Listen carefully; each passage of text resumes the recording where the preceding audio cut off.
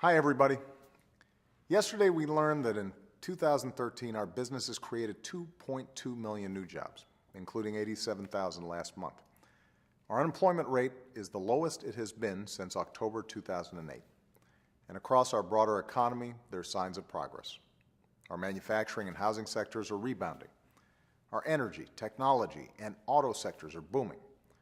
Thanks in part to the reforms in the Affordable Care Act, health care costs now eat up less of our economy. Over the past 4 years, costs have grown at the slowest rate on record. And since I took office, we've cut our deficits by more than half. Thanks to the hard work and sacrifice of the American people, our economy is growing stronger. But we know we've got more work to do together.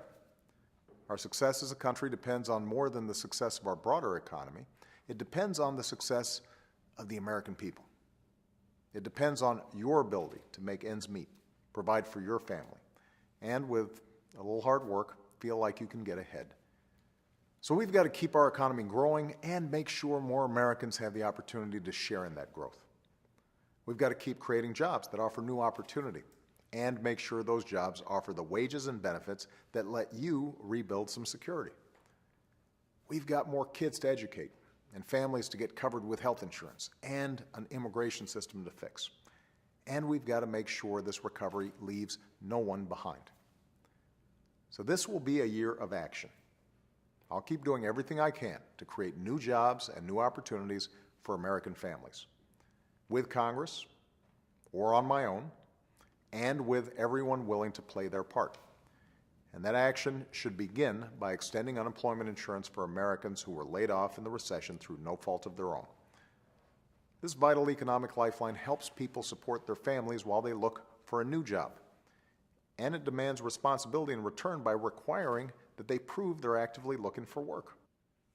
But before the holidays, Republicans in Congress just let that lifeline expire for 1.3 million Americans.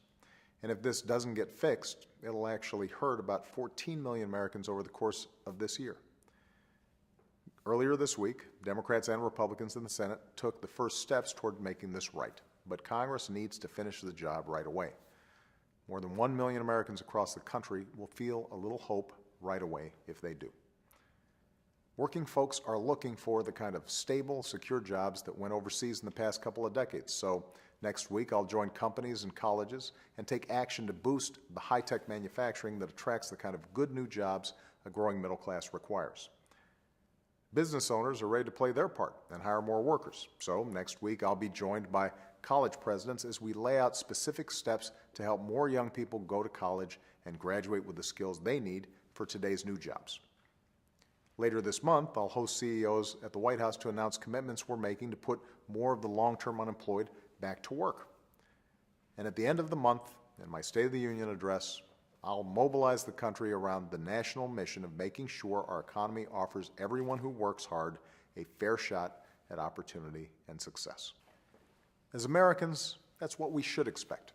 And after everything you've done to recover and rebuild from the crisis this past 5 years, after all your hard work and sacrifice, that's what you deserve. Thanks. Have a great weekend.